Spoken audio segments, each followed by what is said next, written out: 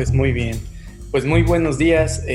Yo soy el maestro Gustavo Guillén y el día de hoy vamos a platicar un poco sobre biodiversidad, continuidad y cambio. Ya las tres palabras nos hablan un poco sobre por dónde va el tema. La biodiversidad la podríamos entender como la diversidad de formas de vida que vamos a tener en una región. Puede ser el planeta Tierra, puede ser un país, puede ser un continente, ¿no? Por otro lado, la continuidad nos habla de el mantenimiento de ciertas formas de vida en esos lugares debido a las condiciones o gracias a las condiciones ambientales, geológicas y de diversas índole que les permiten mantenerse en una región específica. Y por otro lado tenemos la palabra cambio, que nos habla de una transición entre diferentes especies o entre diferentes características que poseen las especies, ¿no? Aquí les pongo una pequeña imagen, una representación en computadora de un fósil. Este fósil se le conoce como el Archaeopteryx, ¿no? Archeos quiere decir antiguo y pteryx viene de alas, es decir, las alas antiguas o algo por el estilo, sería una castellanización de este nombre. Y este ejemplar es muy importante ya que supone un eslabón evolutivo de relevancia que conecta a las aves con los dinosaurios. Como sabemos, los dinosaurios en realidad no se extinguieron, bueno, no todos, sino que muchos otros tuvieron esa presión para continuar evolucionando y entonces convertirse en aves, que es lo que tenemos hoy. De hecho, muchas características físicas que tienen las aves nos recuerdan a los dinosaurios, ¿no? En particular, el Archaeopteryx tenía características, como ya mencioné, de aves, como son las alas y, bueno, la anatomía de las alas, así como dientes. Como sabemos, las aves no poseen dientes. Y yo sé que a algunos les vendrá a la mente los patos, los gansos y en general la familia de los anátidos, pero déjenme decirles que no son dientes verdaderos, debido a que no tienen dentina, no tienen nervio, bueno, no tienen toda la constitución biológica y anatómica que requiere una estructura para denominarse diente. Así que lo que tienen los patos básicamente son proyecciones de su pico, proyecciones queratinosas que funcionan, que son análogos a los dientes, pero que no son lo mismo. Entonces, bueno, vamos a mencionar algunas preguntas diagnósticas para darnos una idea pues de lo que vamos a ir viendo. Y bueno, la primera pregunta nos dice: ¿a qué teoría corresponde la descripción? Las crías con los mejores rasgos, con los rasgos mejor adaptados a un ambiente, crecerán mejor y se reproducirán. Probablemente algunas ya conozcan su respuesta, a lo mejor algunas no, pero bueno, esto va a ser para un ejercicio para adentrarnos un poco en este tema que corresponde a la evolución. ¿Qué disciplina aclaró las críticas a la teoría de Darwin en relación con la variación? Los seres vivos tienen ciertas capacidades adquiridas con el paso del tiempo. ¿Qué nombre recibe esta estrategia evolutiva? Es el proceso gradual de favorecer la supervivencia de los organismos más aptos y la desaparición de los que no lo son. ¿Quién proponía la teoría de los caracteres adquiridos? ¿Quién proponía la teoría del uso y desuso de órganos? De acuerdo con Darwin, ¿qué mecanismo explica la evolución biológica? Fenómeno que provoca que la biodiversidad de una isla sea tan distinta a la de los continentes. ¿Quién propuso que las jirafas adquirieron su cuello largo por la herencia de caracteres adquiridos? Para Darwin y Wallace, el mecanismo evolutivo de mayor importancia es... Tenemos otras 10. Lamarck fue objeto de burlas debido a que ya anciano se encontraba casi ciego, lo cual contradecía la parte de su teoría referente a... ¿De qué careció la teoría de la evolución propuesta por Darwin y Wallace para explicar la evolución? Mecanismo biológico por el cual una hembra elige al macho con mejores atributos para reproducirse. Proceso que promueve los cambios evolutivos de una especie. Los dientes y plumas del Archaeopteryx en comparación de aves y reptiles son una evidencia de... Bueno, esa la acabamos de comentar, pero bueno, no importa. Los estados larvarios que se estudian para establecer relaciones evolutivas son evidencias qué órganos vestigiales tenemos los seres humanos que reflejan la evolución. ¿Sería científicamente correcto afirmar que los seres humanos somos más evolucionados que un perro? ¿Sería científicamente correcto afirmar que los humanos seguimos evolucionando? Y la última, se ocupa del ordenamiento de los organismos en grupos de especies semejantes. Pues muy bien. Y bueno, pues vamos a comentar primeramente a qué nos referimos por biodiversidad. Ya lo estábamos mencionando. Se habla de la variedad de seres vivos sobre la Tierra, o puede ser sobre un lugar específico, y lo que sucede con los patrones naturales que lo conforman. Es decir, la biodiversidad es resultado de millones de años de evolución, así como la influencia de muchos factores geológicos, factores en cierta manera y actualmente sobre todo antropogénicos, factores también ecológicos evidentemente, ¿sí? Factores físicos y químicos en cierta medida, ¿no? Esta biodiversidad está influenciada por 3.750 millones de años de evolución, que es la edad que se estipula para la vida propiamente dicha. Es decir, la vida surgió hace 3.750 millones de años aproximadamente. Y a partir de que se forma la vida, comienza a existir la biodiversidad, obviamente a medida de que con el paso del tiempo se van diversificando las formas de vida muy primitivas que teníamos en ese entonces, pero que desde ese momento ese cronómetro jamás se ha detenido, ¿no? Han aparecido especies, han desaparecido otras, pero ese cronómetro, por así llamarlo, nunca se ha detenido. Entonces, bueno, la biodiversidad en México particularmente, ¿no?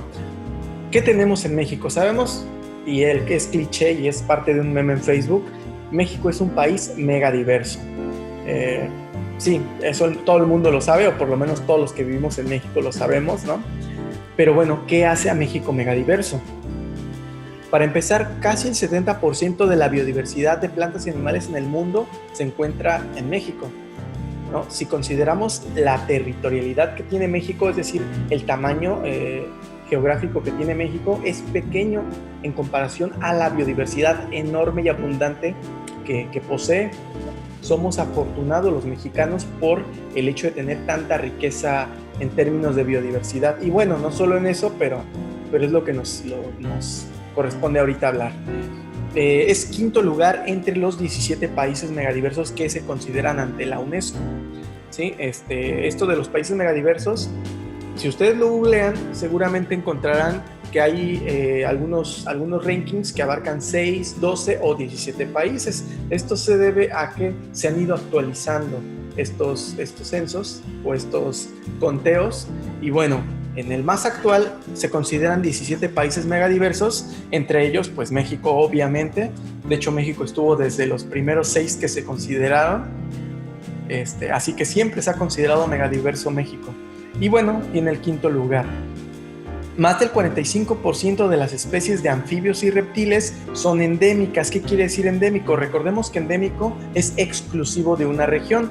Puede ser endémico de México, así que es exclusivo del país. Obviamente los animales y las plantas, las formas de vida, no conocen de límites geográficos, geopolíticos, ¿no? Es decir, no esperen que el lagarto cornudo diga, yo soy endémico de México, entonces no voy a cruzar la frontera porque me vuelvo a Estados Unidos. Obviamente los animales no entienden esas divisiones, así que pues estas categorizaciones son antropogénicas completamente y bueno, no siempre van a restringirse, ¿no? El jaguar no anda pensando, me voy a pasar a Belice, mejor ya no me paso. Pues, obviamente no, simplemente su hábitat, y si su hábitat lo permite, pues simplemente va a cruzar y a ellos no les importan los límites geopolíticos entre países. Pero bueno, de manera simplificada, pues más del 45% de las especies de anfibios y reptiles, como ya dije, son endémicas, es decir, son exclusivas de México, y un gran número de especies de flora, de plantas, son únicas en México, en el mundo. Entonces aquí tenemos algunos ejemplos de países que también se consideran megadiversos. Nuestro hermano del norte, o nuestro vecino del norte más bien, Estados Unidos, Venezuela, Perú, Brasil, República del Congo, China, Australia y bueno, ahí los pueden ver algunos, ¿no? Son países que se consideran megadiversos. ¿Qué requiere un país para ser megadiverso? Bueno, aquí nos lo ponen. El criterio principal es el endemismo y los países deben de tener al menos 5,000 especies de plantas endémicas y ecosistemas marinos dentro de sus fronteras. Como sabemos y obviamos, México cumple estos dos requisitos sin problema. Entonces, bueno, ¿qué especies endémicas tenemos en México? No voy a mencionar todas porque obviamente no me daría tiempo, son muchísimas, pero mencionaré algunas pues que me gustan mucho, ¿no? Por ejemplo, y no podía faltar, el ajolote mexicano, este anfibio muy bonito, en sus branquias abiertas. El ajolote es un animal neoténico, eso quiere decir que toda su vida pasa o toda su vida mantiene esta forma juvenil, no hace metamorfosis entonces, y bueno, es un animal muy interesante. Tenemos al murciélago platanero, ¿no? Que luego tenemos hacia Colima Guerrero. La palma de Guadalupe es una planta endémica también. El acosil regio, ¿no? Y bueno, aquí pueden ver algunos, que me gusta mucho, el gorrión serrano. Lo vemos afuera de nuestras casas por lo general. Me recuerda mucho a un Pokémon llamado Pidgey. Si llegaron a ver Pokémon, saben de lo que hablo. Miren qué bonito tecolote, también endémico de México. Tarántula del Distrito Federal o tarántula de los Pedregales, también muy bonita. Esto no es una lombriz, esto se llama cecilia. Específicamente es una cecilia oaxaqueña, ¿sí? Son anfibios, es decir, son parientes de sapos, de ranas, de salamandras, como lo es el ajolote. Y bueno, ahí podemos ver algunos ejemplos, ¿no? De especies endémicas. Obviamente, como les digo, solo son algunas, no son ni las más populares ni las únicas, pero bueno. Y entonces nos viene a la mente una pregunta: ¿cómo surgió la biodiversidad? ¿Cómo tenemos en este país tanta biodiversidad? ¿Acaso le caemos bien a Diosito o qué pasó ahí, no?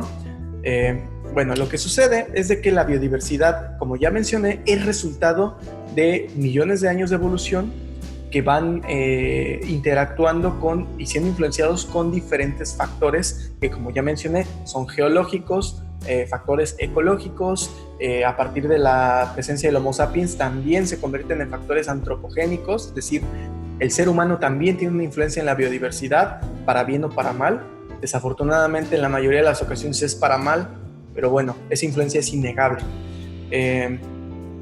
Y bueno, para hablar del origen de la biodiversidad, realmente tendría que remontarme a hace 3.750 millones de años y hablar de la teoría quimiosintética de Oparin y Haldane, que como obviamente no es el objetivo de esta charla, bueno, pues nos vamos a enfocar un poquito al aspecto más somero de esto, ¿no? Más superficial. Para empezar, tenemos a un organismo hipotético denominado LUCA, que quiere decir, bueno, es un acrónimo que significa en español el último ancestro común conocido, es decir, el primer ser vivo que habitó la Tierra, que obviamente esto no es algo oficial, es simplemente un hipotético, ya que las primeras formas de vida que se consideran son las bacterias, bueno, tanto las arqueas, las arqueobacterias, así como las algas verde-azules, que no son algas, son bacterias fotosintéticas, ¿no? También siendo de los primeros organismos que se consideran. Entonces, bueno, a partir de esas primeras formas de vida que existieron, comenzó, como les digo, a correr este tiempo evolutivo, este cronómetro que no se ha detenido, que ya lleva 3.750 millones de años, y que bueno, a ver cuánto tiempo más dura. Se empezaron a diversificar las formas de vida en 3 dominios. Tenemos el dominio de las bacterias, el dominio de las arqueas. Las arqueas también son procariotas, pero ahí todavía se discute si son o no bacterias. El nombre nos dice que son arqueobacterias, así que técnicamente sí, pero bueno, entre científicos todavía lo discuten y ya saben, el ser humano tiende a a polarizar mucho su opinión sobre cualquier tema, y eso hace que incluso en ciencia siempre existan diferentes interpretaciones y entre gente del mismo gremio se pelean, ¿no? Bueno, no se pelean, discuten y argumentan. Pero bueno, y también tenemos a los eucarias, al dominio eucaria, que como deben recordar, son los únicos eucariotas. ¿Qué quiere decir un eucariota? Pues básicamente que tiene células con núcleo. Es decir, en los eucarias o eucariontes tenemos a prácticamente 4 de los 5 reinos que nos enseñaron en la secundaria, ¿no? Animalia, Plantae, Monera. Bueno, Monera sería procariota, ¿no? Aquí lo tendríamos. Ya no se le llama Monera, ahora son bacterias nada más, pero bueno, muchos lo conocen por Monera. Siguiendo con los eucariotas, dijimos entonces Animalia, Plantae, Protista, ¿no? Fungi, y ya están los 4. Entonces, bueno, pues como ya mencioné, las arqueas pues son estas formas primitivas de vida, son formas procariotas, es decir, que no tienen un núcleo definido y que tienen la curiosidad de que son en gran medida extremófilas. Esto quiere decir que les encanta vivir en lugares donde ninguna otra forma de vida se puede establecer, adentro de volcanes, geysers, lugares muy alcalinos, lugares muy ácidos, o sea, básicamente en donde no se te ocurre que pueda haber una forma de vida, ahí vas a ver arqueobacterias, ¿no? Bueno, y no solo arqueobacterias, pero estas se caracterizan por ello. También mencionamos que teníamos a las bacterias, las cuales pueden tener muchísimas formas. Aquí algunos ejemplos. Las podemos tener en forma de cocos, obviamente cocos, pues porque son esféricos. Streptococos cuando se ponen en cadenitas, ¿no? Y estafilococos cuando las tenemos como en paquetitos. Luego tenemos a los bacilos, que parecen como unas capsulitas, unos pequeños ahí cilindros. Son bacilos, diplobacilos si son 2, o streptobacilos si son cadenas, ¿no? Como choricitos. Cocobacilos, una fusión de estas dos morfologías bacterianas. También las podemos tener en forma de espirilos, espiroquetas o vibriones, ¿no? Que son más alargaditos, como con forma como de sopa aguada o algo así. Y bueno, por el lado de los eucariontes, como mencioné, tenemos al reino fungi, a los hongos, a Amanita muscaria en este caso, que como dato curioso, si han jugado Mario Bros, que bueno, ¿quién no ha jugado Mario Bros? Pues el hongo que se come tiene una morfología muy similar a la Amanita muscaria, ¿no? Lo que nos hace pensar un poco de que a lo mejor a Mario le gustan los hongos alucinógenos. En fin, tenemos al plancton, que es parte del reino protista, que bueno, esta representación se adecua mejor. El plancton, que es la base de la cadena alimenticia, básicamente de los ecosistemas marinos. Entonces, bueno, es muy importante, los protistas. Y también tenemos a las plantas, que ya mencionamos también, plantas vasculares. Y bueno, los animales. Y en los animales incluimos, obviamente, al ser humano, la especie, entre comillas, más evolucionada y más inteligente. Y digo entre comillas porque comúnmente pensamos que los seres humanos somos la especie más evolucionada. Yo les preguntaría, ¿más evolucionada con respecto a qué? Porque de hecho es un mito evolutivo que se considera que los seres humanos somos la especie más evolucionada. ¿Por qué? Bueno, porque las especies han evolucionado y de hecho hay más especies. O sea, hay especies que han evolucionado más tiempo que nosotros, pero no lo han hecho en la misma dirección. La evolución, y es algo muy importante aclarar, no es un proceso unidireccional. ¿Qué quiere decir esto? No es únicamente dirigida hacia un fin. Es decir, la finalidad de la evolución no es tener un índice encefálico, un cociente de encefalización más grande, o poder hacer obras de arte, o poder desarrollar tecnología. No es el fin de la evolución, simplemente es sobrevivir. Y si a una especie le sirve tener espinas en su cuerpo para sobrevivir, con eso va a ser más que suficiente. Y claro, estas características se irán afinando a lo largo de millones de años de evolución, ¿no? Lo que quiero decir aquí es de que no por el hecho de que nosotros, los seres humanos, podamos tener ciertos elementos exclusivos de nosotros, automáticamente significa que podamos llamarnos la especie más evolucionada. Es decir, nosotros no somos necesariamente más evolucionados que un perro.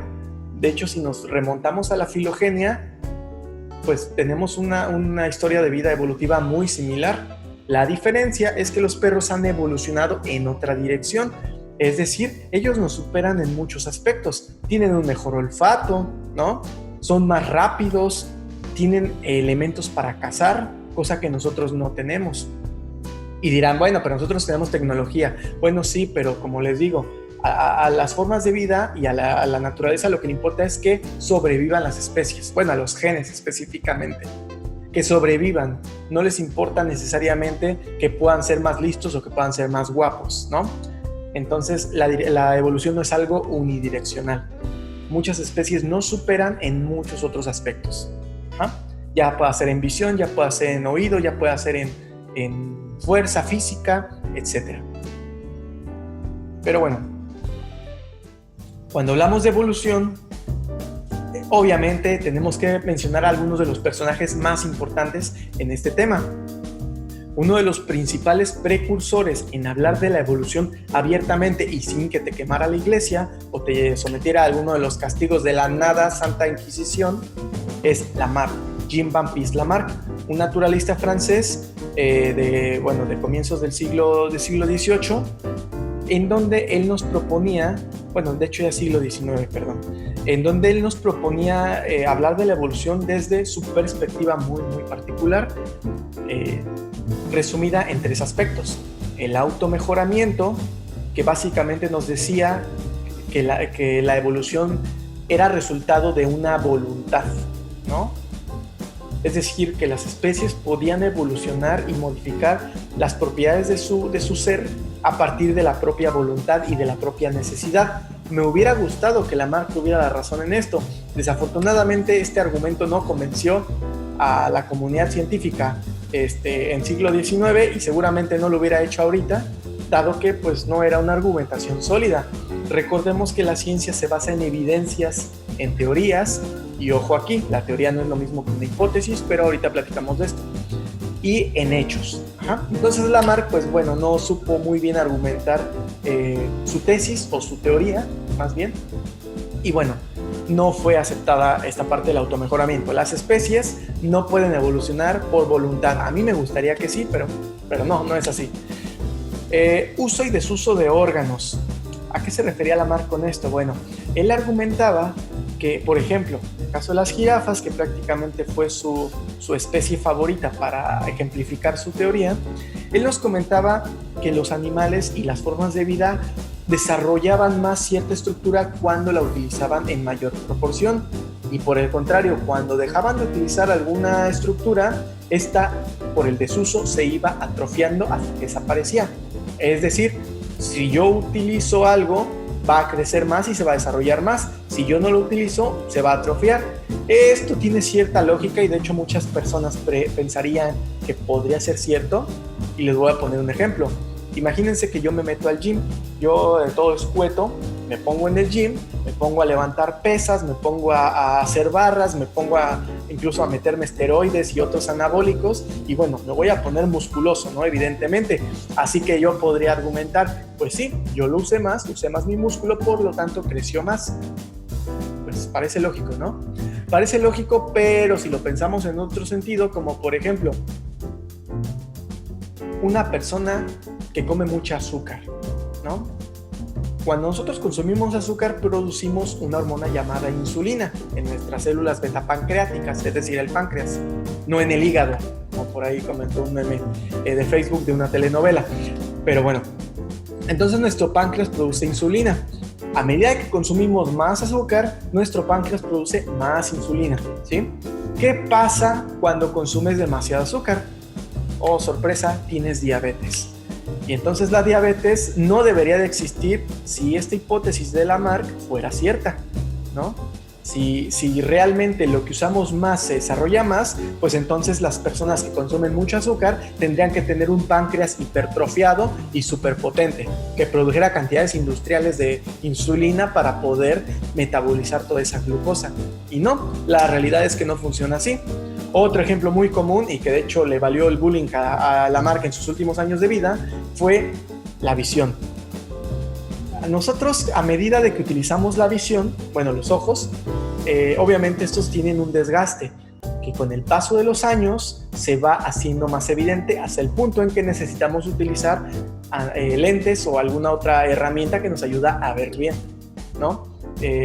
Si esto fuera, si la ley de Lamarck fuera, o más bien el postulado de Lamarck fuera cierto, pues entonces no necesitaríamos lentes y al contrario, las personas adultas tendrían una vista de halcón prácticamente, ¿no? Debido a que por el uso de los ojos, pues se desarrollarían más y se harían más fuertes. Lamentablemente, como les digo, no funciona así. Entonces, pobre Lamarck, otro tache en sus postulados. Pero bueno, Lamarck tenía un último supuesto, que era la herencia de las características adquiridas. ¿Qué quiere decir eso? Bueno, Lamarck nos decía, en el caso de las jirafas, que las jirafas originalmente tenían un cuello corto. Los ancestros de las jirafas tenían un cuello cortito y que como necesitaban alcanzar las hojas del dosel o de la copa de los árboles, iban a estirar su cuello, literalmente, ¿no? Con un poquito de automejoramiento y un poquito de uso y desuso de órganos, bueno, ellos iban a estirar sus cuellos para poder alcanzar las hojas más altas y obviamente pues, sobrevivir. Pero no solo eso, sino que cuando estas jirafas se reprodujeran, esas características que ellas adquirieron a lo largo de su vida se la iban a pasar a los hijos. Es decir,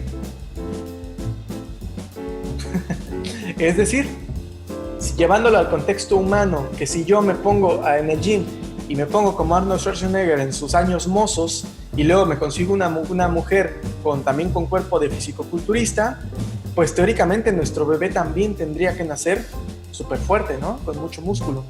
Y la verdad es de que no va a ser así. No porque yo sea biólogo voy a tener un hijo que sepa de biología. O sea, sí lo puede aprender y lo puede desarrollar, ¿no? Incluso podría ser que a nivel genético hubiera ciertos genes que a nivel cognitivo nos predisponen a aprender más cierto tipo de elementos y que eso se pudiera reflejar, ¿no? Es decir, alguna facilidad. Por ejemplo, las personas que son, obesas.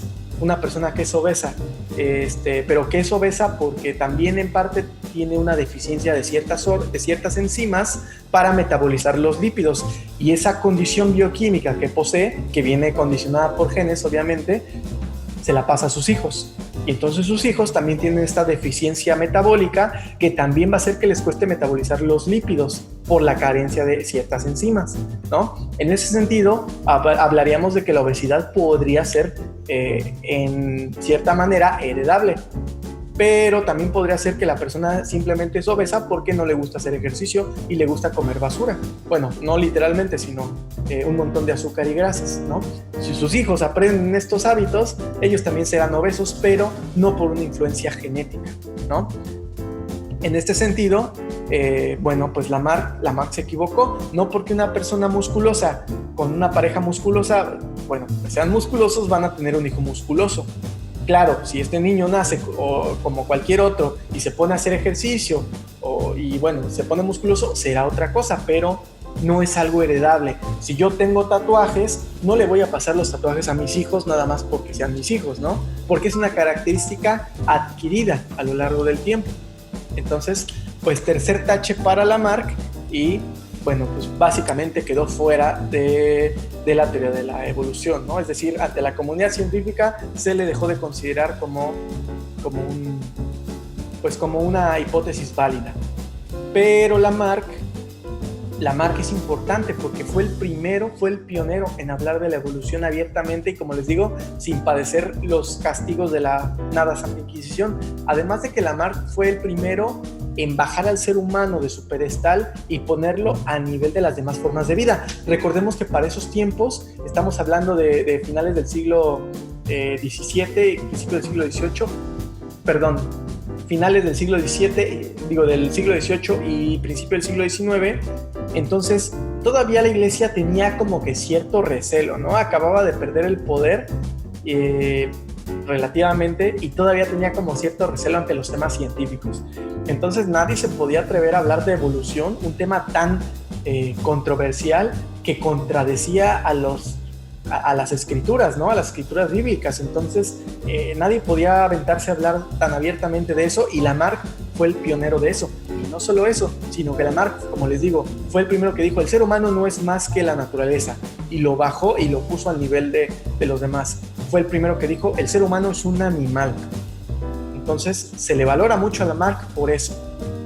Y porque abrió la brecha o puso de moda, porque en la ciencia también hay modas. Entonces abrió una brecha para que 50 años después llegara el favorito. Bueno, es nada más unos ejemplos de qué padre que la evolución fuera por automejoramiento. Imagínense, si nos queda muy lejos el trabajo, pues ya está, me aviento de un edificio hasta que me salgan alas y pues ya está, ¿no? O en el caso de Harry Potter con sus branquias, imagínense una persona que es nadadora, ¿no? Michael Phelps, por ejemplo, se pone a nadar y bueno, por estar tanto tiempo en el agua, pues le van saliendo branquias y le van saliendo membranas interdigitales para aumentar la superficie de contacto y desplazarse más rápido. Me encantaría que Lamarck hubiera tenido razón. Lamentablemente la naturaleza es un poquito más compleja y no tan romántica. Y bueno, como les dije, las aportaciones de Lamarck fueron rechazadas por la comunidad científica y pues aquí, como les digo, Lamarck se estaba quedando ciego, ¿no? Y pues la gente le hacía burla. Imagínense el humor que tenían que tener esas personas para burlarse de Lamarck, porque estaba quedando ciego y le decían, oye, tú decías que por uso y desuso, pues entonces tu visión debería ser más fuerte, ¿no? Y no haberse agotado como en realidad ocurrió. Entonces, bueno, pobrecito Lamarck. Pero bueno, pasemos a historias más favorecedoras, ¿no? Tenemos a Charles Darwin, el naturalista por excelencia cuando se habla de evolución, y a su mecanismo, la selección natural. Voy a resumirlo, sus supuestos, en la siguiente frase: los más aptos son los que sobreviven. Los más aptos son los que van a sobrevivir en un entorno. Y la clave de la supervivencia es la adaptación. Él publicó todos estos, sus resultados de sus expediciones en el Beagle, un barco, el Beagle. Y bueno, él a lo largo de sus viajes en el Beagle fue hacia las Islas Galápagos, en donde hizo todas sus observaciones y las fue registrando, ¿no? En un libro que años después, ya siendo viejo, él publicaría con el nombre del Origen de las Especies. Un libro muy interesante. Es considerado parte de la literatura universal, La selección natural por Charles Darwin, publicado el 24 de noviembre de 1859. Y bueno, es un libro pesado, si lo han leído, es un libro pesadito porque pues Darwin no era literato, no era escritor. Entonces, de repente lo estás leyendo, sobre todo si leíste la versión no resumida. ¡Ay! Tiene un montón Perdón, Darwin, pero tenía mucha paja. Tiene mucha paja en sus páginas, ¿no? Pero bueno, no deja de ser muy interesante su propuesta, que se convirtió prácticamente en el paradigma de la biología evolutiva. Y ojo, paradigma no es lo mismo que dogma, nada más para hacer esa pequeña separación, ¿no? Un dogma es aquello que no se cuestiona y se cree. Un paradigma es un modelo, es un referente, ¿sí? En el que hay evidencia científica, hay hipótesis, hay teorías, hay leyes y bueno, hay todo un trabajo de investigación de por medio, ¿no? Todo lo que conocemos como el método científico. Entonces, bueno, ¿qué nos decía básicamente Darwin en este libro? Bueno, para empezar, algo importante es que Darwin no sabía de genética. ¿Sí? Darwin no conocía de genética. Hoy en día no podemos hablar de evolución si no hablamos de genética, porque como lo pueden ver, muchas palabras o muchos fenómenos derivados de la evolución se relacionan a los genes, pero Darwin no los conocía, no sabía nada de genética porque pues todavía no se descubrían las leyes de la genética por Gregorio Mendel, faltaban un par de años para eso. Entonces pues Darwin lo explicó de forma empírica, a como él lo entendía. Recordemos que él era naturalista. Si bien hoy en día un médico, un biólogo o un personal de ciencias biológicas tiene una formación en donde lleva química, bioquímica, fisiología, etc., en aquellos tiempos todavía no existían los biólogos como tal, eran naturalistas. Darwin era un naturalista, Entonces era una cuestión más empírica, más de ir al bosque y observar y bueno, hacer anotaciones, etcétera. Él no conocía tanto esta parte de la química, esta parte de la genética, esta parte fisiológica. Entonces, bueno, se le perdona para los tiempos en los que vivió. Cuando hablamos de selección natural, bueno, tenemos aquí algunos conceptos importantes. Por ejemplo, tenemos el flujo genético, que como ya nos lo dice la palabra, pues va a ser la transferencia de genes de una población a otra. Aquí tenemos dos poblaciones de escarabajos, una verde y una café, y bueno, pues este café pasa hacia la verde y entonces seguramente se va a reproducir con alguno de estos y bueno, de acuerdo a las leyes de la genética de Gregorio Mendel, pues nos dará una variedad distinta, ¿no? O un fenotipo más bien, un fenotipo distinto, es decir, un color distinto. A lo mejor nos da una combinación de verde con café, ¿no? O a lo mejor nos da moteado, dependiendo de las leyes de genética, que ahorita no nos vamos a meter, pero que es un tema muy interesante también. Pero bueno, luego tenemos el aislamiento reproductivo, es decir, quitar esto de aquí, que cuando nosotros aislamos o nosotros separamos una población, por ejemplo en este caso se separa una población de moscas en dos condiciones distintas de alimentación. Un alimento a base de maltosa, que es el azúcar principal que tiene la cerveza, ¿no? La que provoca la pancita chelera, la famosa pancita chelera, es a base de maltosa principalmente. Y alimento a base de almidón. El almidón pues es un polisacárido o un azúcar complejo que se encuentra prácticamente en todas los vegetales, ¿no? Incluyendo las propias paredes celulares de la célula vegetal. Pero bueno, pasando muchas generaciones, obviamente estas poblaciones se dividieron, se empezaron a reproducir entre sí y empezaron a afinar ciertas características adaptativas al alimento que tenían. Bueno, una vez que pasaron muchas generaciones, se volvieron a juntar las poblaciones y, oh sorpresa, lo que se observa es de que las mosquitas se van a parear con las mosquitas que proceden de su mismo condicionamiento alimenticio, es decir, de la condición adaptativa a la que ya se habían acoplado, ¿no? Y eso es una cosa curiosa de que nos habla de que en la naturaleza, por lo general, pues las tendencias reproductivas van en función de lo que es similar con ciertas reservas, ¿no? Y digo con ciertas reservas porque, es un poquito más complejo. Cuando se recombinan genes, normalmente los individuos buscan un complemento genético. Podríamos hablar del factor mayor de histocompatibilidad, que es lo que en parte nos hace que sintamos atracción por otras personas, ¿no? Pero bueno, no me voy a meter, eso lo voy a dejar para un video particular en otro momento. Aquí nada más voy a resumir en que el resultado de este experimento fue que las mosquitas se aparearon con las mosquitas que procedían de su misma condición adaptativa, ¿no? De esa manera, pues, si esto se hubiera mantenido a lo largo de miles de años o millones de años, lo más seguro es que hubieran surgido dos especies nuevas, ¿no? Por un proceso denominado evolución alotrópica. Es decir, cuando una especie se separa en dos por diferentes factores y surgen dos especies, ¿no? Entonces, bueno, ese aislamiento reproductivo, de cierta manera, también está relacionado con la selección natural, porque los que se adaptan, pues son los que se reproducen y los que no, pues se van a morir y van a llevarse consigo sus genes defectuosos, ¿no? Pero como les digo, para ese entonces Darwin no conocía esa palabra de genes, él simplemente pues lo decía como él lo interpretaba. Selección sexual, solamente se reproducen los más atractivos o tienen más probabilidades de reproducirse los más atractivos. ¿Quiénes son los más atractivos? Pues depende de la especie.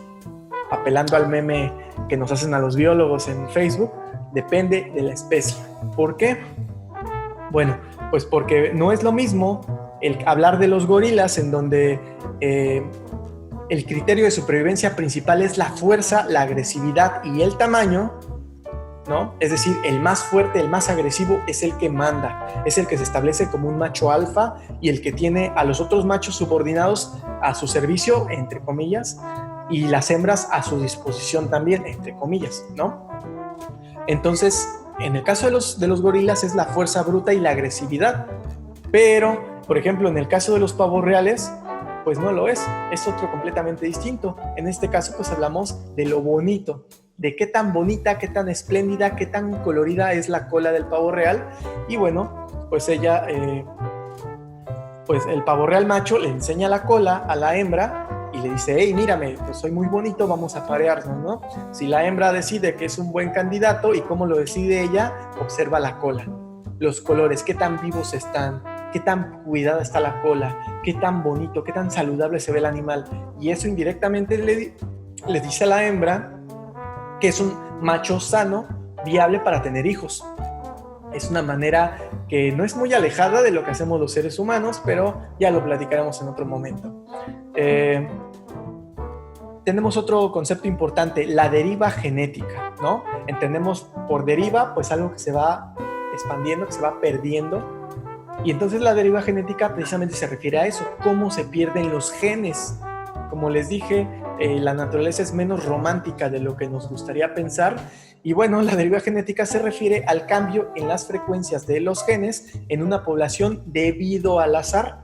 Es decir, aquí no estamos hablando de selección natural, no estamos hablando de que los más aptos o los menos aptos, simplemente hay condiciones aleatorias que no podemos controlar ni predecir que hacen que algunos sobrevivan más y otros menos, ¿no? Y es aleatorio, es independientemente de qué tan sano seas o de qué tan listo o guapo seas. Simplemente es deriva génica, se pierden genes, ¿no? Entonces, bueno, así pasa. Equilibrio de Hardy-Weinberg básicamente nos dice que sin perturbación no hay evolución. ¿Qué quiere decir esto?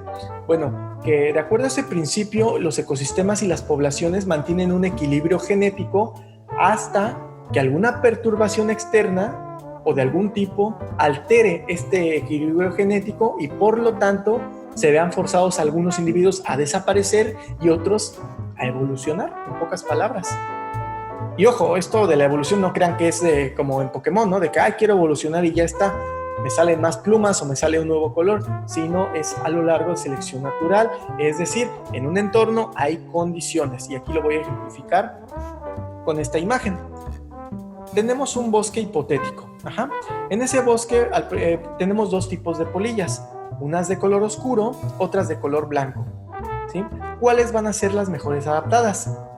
Depende, ¿no? ¿Depende de qué? Depende de qué condiciones hay ahí. Por ejemplo, si estas polillas negras están en un bosque negro, suponiendo que este bosque está lleno de hollín, de hollín por diferentes industrias que llegaron a establecerse cercanamente, bueno, pues el bosque va a estar también oscuro y entonces las polillas que son oscuras no se van a ver con facilidad porque simplemente la polilla se va a ocultar en el color natural de los árboles, bueno, natural con hollín, ¿no? Pero por el contrario, si este bosque, imagínense que se encuentra en un lugar donde hay mucha nieve, ¿no? O en invierno y se encuentra con mucha nieve, pues entonces el blanco va a ser el favorecido, porque va a ser el que se va a perder con más facilidad en la nieve, mientras que el negro va a resaltar más para que se lo coman los depredadores. Entonces ya vieron por qué siempre depende, pues porque en realidad depende, no es porque el biólogo quiera decir otra cosa o se lo esté sacando de la manga, en realidad depende de muchos factores, el contexto es algo muy importante. Entonces, de esto es de lo que nos habla del equilibrio de Hardy-Weinberg, de que cuando nosotros tenemos un equilibrio genético, es decir, que no está pasando nada relevante en el ecosistema, las proporciones genéticas, bueno, se van a mantener relativamente estables, sujetas a las condiciones de selección natural que siempre han estado.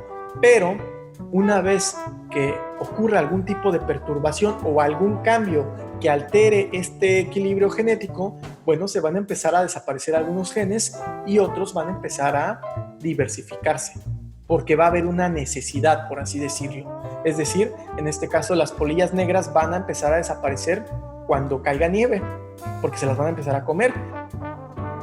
Y cuando una industria o alguna fábrica llegue a establecerse en ese bosque o cerca de ese bosque, pues todo el hollín va a hacer que las especies blancas estén en desventaja, ¿no? Entonces, bueno, obviamente en la vida real hay un poquito más de factores que hay que considerar, pero bueno, es un poco la idea, ¿no? Entonces, si se fijan, es un poquito complejo hablar de todo esto, y eso que no me estoy metiendo en el tema estadístico, porque todos estos conceptos que estoy mencionando aquí se pueden representar mediante matemáticas, ¿no? Y es un tema, punto y aparte, más complejo, en el que obviamente no me voy a meter. Pero bueno, al final todo esto concluyó en que Darwin, como les digo, en 1858 saca su libro del origen de las especies, se hace mundialmente conocido, se hizo famoso prácticamente, ¿no? Era como un rockstar, bueno, no tanto, pero sí se hizo muy famoso. Y entonces recibe una carta de otro naturalista inglés llamado Alfred Russel Wallace, uno de los naturalistas y científicos más infravalorados de la historia de la ciencia. ¿Por qué? Bueno, pues porque nadie conoce su nombre, básicamente. Wallace tiene la misma, o por lo menos una reputación muy similar a la de Darwin. Sin embargo, solo en su casa lo conocen. Bueno, y obviamente entre personas del gremio, biólogos. Pero de ahí en fuera, la mayoría de las personas no sabe quién fue Wallace. Y es que, en palabras sencillas, Wallace tuvo la misma relevancia que Darwin. Él también descubrió, o él también propuso la teoría de la selección natural, pero él lo hizo de una forma independiente. Mientras Darwin viajaba en el Beagle a lo largo de las islas Galápagos, Wallace lo hizo en Sudamérica. Y él empezó a hacer sus anotaciones sin tener conocimiento de que existía alguien llamado Charles Darwin haciendo esas investigaciones. Entonces él lo hizo de forma independiente. De hecho, se conoce que Wallace era un académico un poco más riguroso que Darwin. Darwin era un poquito medio flojito, unas cosas ahí curiosas que tenía Darwin, ¿no? A Darwin le gustaba montar tortugas ahí en las Islas Galápagos. No era precisamente el tipo más riguroso en cuanto a ciencia. Era muy creativo, era muy observador y muy inteligente en ese sentido, pero no era tan riguroso como, por ejemplo, Wallace, que era un poco más académico. Pero bueno, el punto es que entre estos dos se consolida lo que hoy conocemos como la teoría de la selección natural, ¿no? Cuando Wallace descubre que Darwin se hizo famoso, le mandó una carta, porque obviamente no existía el WhatsApp, así que le mandó una carta y le dice, oye, pues mira, yo hice lo mismo que tú, pero en otro lugar, y encontré resultados muy similares. ¿Qué te parece si me incluyes en tu teoría? Porque pues yo también tengo aportaciones. Y pues Darwin, como era muy buena gente, pues le dijo, pues bueno, pues órale. Y entonces pues hicieron esta alianza, por así decirlo, ¿no? Por eso cuando hablamos de la teoría de la selección natural, nos referimos a la teoría de la selección natural de Darwin y Wallace. Entonces, bueno. Sin embargo, Wallace carecía de esos conocimientos en genética de los que Darwin también adolecía. No conocían de la genética.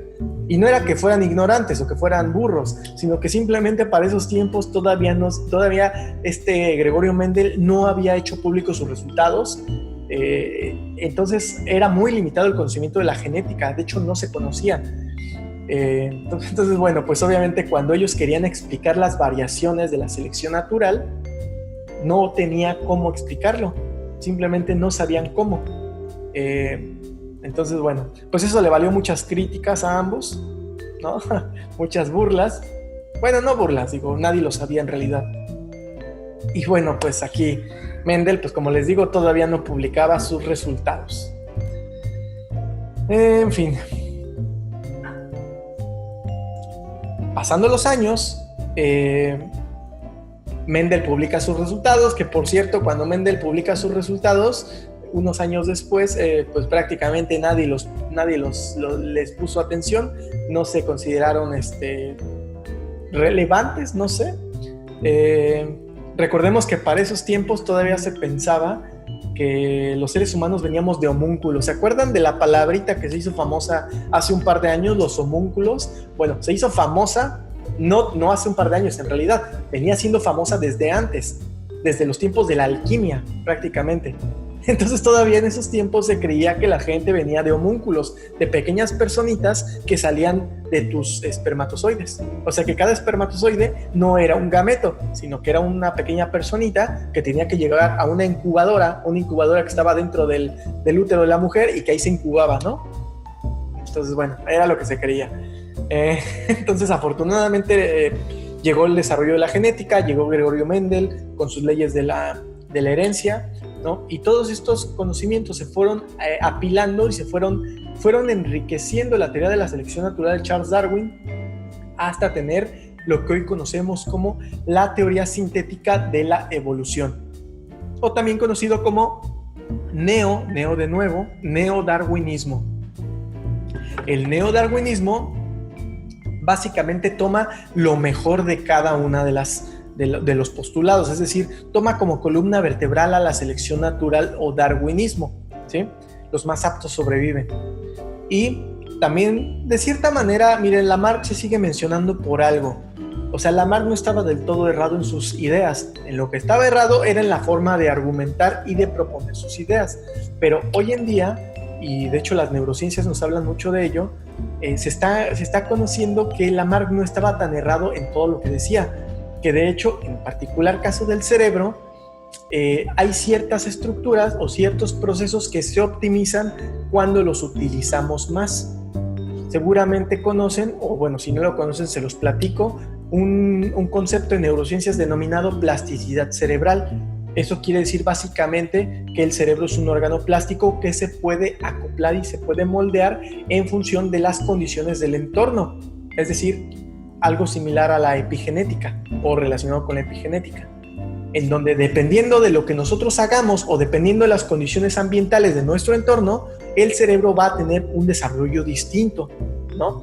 Entonces, de cierta manera, no estaba del todo errado Lamarck cuando nos hablaba de que si se utilizaban más ciertas partes se podían alcanzar cierto grado de desarrollo superior. Bueno, no superior, sino simplemente un desarrollo mayor. El caso del cerebro es uno de ellos. Cuando nosotros, por ejemplo, unas personas, los músicos, ¿no? Un caso particular, los músicos, se conoce que tienen una mayor neurogénesis en determinadas regiones del lóbulo temporal y del hipocampo, que están relacionados al aprendizaje, a la atención y a la memoria, entre otras cosas. Entonces, de cierta manera, como les digo, Lamarck no estaba tan equivocado, solamente que le faltó pulir un poco sus ideas, ¿no? Pero bueno, eso suele pasar con los pioneros en cualquier cosa. Volviendo a la teoría de la teoría sintética de la evolución, se complementa ahora sí que con lo mejor de lo mejor, un poquito de, bueno, mucho de darwinismo, también un poquito de lamarquismo en el sentido de que no es nada más la parte de la genética, porque la genética fue una parte importante, sí, pero hoy se conoce también la epigenética. ¿Qué quiere decir eso? Cómo los genes van a modular su expresión a partir de las condiciones del entorno. O sea, es bilamarquismo, si lo quieren ver así. De hecho, hay una corriente de biólogos que se hacen llamar neolamarquistas, ¿no? Y que proponen esta, como les digo, reestructuración de las ideas de Lamarck, pero de una manera más actual y mejor sustentadas. Entonces, o sea, la naturaleza es increíble porque seguimos descubriendo, bueno, los científicos siguen descubriendo muchísimas cosas y siguen desempolvando muchos supuestos que antes se creían en desuso, pero que con las nuevas investigaciones se van encontrando que sí tenían cierta credibilidad. Y eso pasa mucho en ciencias, ¿eh? Obviamente con el tema de la Tierra plana no aplica, pero por ejemplo con el caso de, no sé si han escuchado algo llamado el eje intestino-cerebro. El eje intestino-cerebro, vulgarmente conocido como segundo cerebro, que tengo un video de eso, que no es un cerebro, ya lo aclaro, pero también fue una teoría científica que se consideró mucho tiempo como inválida. En los años 60, si no me equivoco, se consideraba que realmente la conexión del cerebro y el estómago, bueno, el tracto digestivo, no tenía relevancia. Hasta que apenas hace unos 20 años quizá volvieron a estudiar esa parte y bueno, resulta que sí, que tiene muchísima importancia, y no solo en el tema de intestino y cerebro, sino también en nuestro propio bienestar, en nuestra propia salud y en un montón de temas, ¿no? El sistema inmunológico, etcétera. Entonces, bueno, esto pasa mucho en ciencias. Entonces, pues una vez que la teoría de la evolución de Darwin se complementa de la parte genética, de la parte bioquímica y de otras herramientas científicas que fueron desarrollándose a lo largo de la historia, pues tenemos algo mucho más completo, ¿no? Hoy en día, pues no hay ni siquiera dudas de que la evolución existe. Claro, hay un par de personitas que dicen que no es cierto, ¿no? Pero bueno, digo, son los mismos que no les ponen vacunas a sus hijos, así que pues ese linaje no durará mucho. La adaptación biológica es el camino a la evolución y en la biología no hay límites. Les pongo estas imágenes porque hay casos muy particulares. En biología no podemos hacer reglas tan fácilmente como se pueden hacer, bueno, a lo mejor en otros campos disciplinarios. Aquí no, porque aquí siempre las reglas se rompen. Parece que las formas de vida de alguna manera son un tanto anarquistas, que esperan a que los científicos propongan una regla y entonces van y la rompen. Por ejemplo, ¿no? Sabemos que todas las formas de vida nacen, crecen, se reproducen y mueren. Es algo que nos enseñan desde el kinder. Y bueno, oh sorpresa, llega la Turritopsis nutricula, esta medusa del Caribe, y dicen, adivinen qué, señores, yo no puedo morir, por lo menos no por causas naturales. Bueno, no de vejez, ¿no? Esta medusa no puede morir de vejez. ¿Cómo le hace?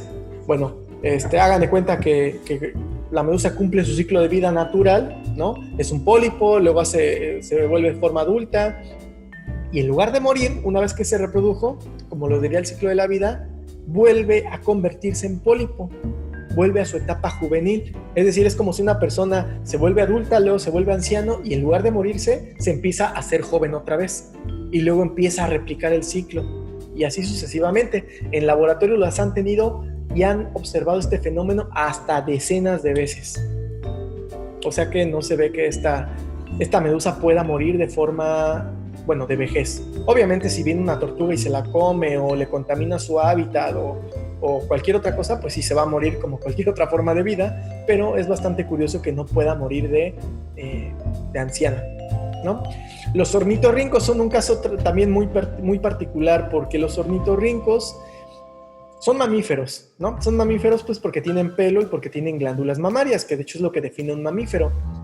Pero los mamíferos tienen pico, como si fueran aves. Y no solo tienen pico, como si fueran patos, sino también tienen veneno, ¿no? Tienen veneno en una de las patas traseras, cosa que es súper rara ver en un mamífero. No es el único, pero es súper raro ver en un mamífero que exista veneno. Y no solo eso, sino que nacen en huevos, ¿no? Entonces es una cosa súper random. Los mamíferos no nacen en huevo de forma general, eso lo saben desde el kinder, desde la primaria, pero bueno, dice el ornitorrinco, quítense porque ahí les voy. Entonces es una forma curiosa, por eso les digo que en la biología no existen límites. Tenemos también aquí a estos parásitos, los pongo aquí porque son parásitos que viven en salmones y que se consideran el primer animal que vive sin oxígeno. Suena un poco sensacionalista esta parte, ¿no? ¿Cómo lo publica la BBC entonces? La nota de BBC donde se hizo famoso este animalito. Bueno, este animalito no poseía mitocondrias. No poseía mitocondrias y entonces las mitocondrias, recordemos, es un orgánulo, es una estructura celular que se encarga de fabricar energía, fabrica ATP. Como no tenían mitocondrias, entonces ¿cómo le hacen para producir su energía? No lo sabemos. Se está estudiando, no lo sabemos, a lo mejor tienen alguna otra forma, a lo mejor al ser parásitos toman ese oxígeno o ese ATP de su propio hospedero, que a mí me suena bastante lógico, pero no lo sabemos todavía a ciencia cierta. El punto es de que pues, es un animal que no respira prácticamente, ¿no?